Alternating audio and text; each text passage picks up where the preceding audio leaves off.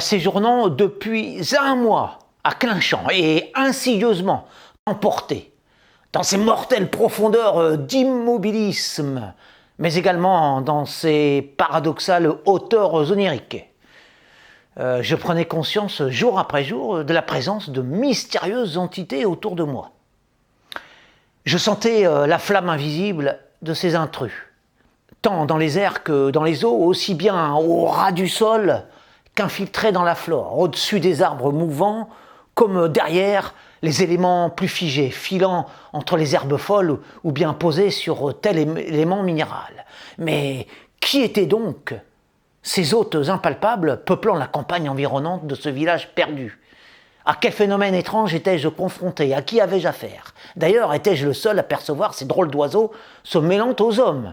Bois, champs et vaches, sévèrement enracinés dans ce monde reclus. Ces lieux champêtres, oubliés du siècle, recélaient manifestement un grand secret. Je n'osais parler de mes impressions aux autres habitants. Après tout, s'il y avait eu des manifestations inexpliquées ici, j'en aurais entendu parler.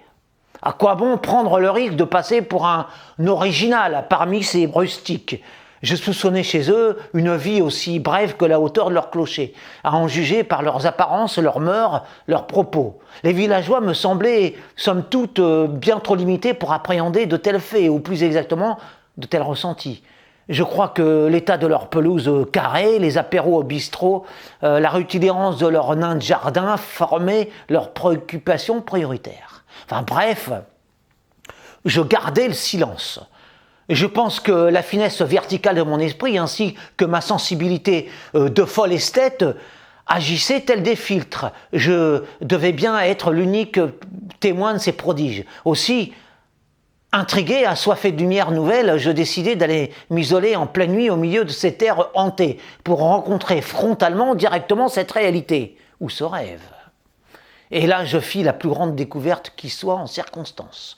Une révélation à laquelle les riverains de la commune ne pouvaient définitivement pas accéder car trop proches de leurs pieds et donc trop éloignés de leurs pensées.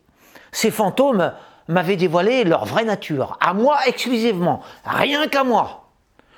Comme des âmes volantes, des ailes de feu, des souffles essentiels.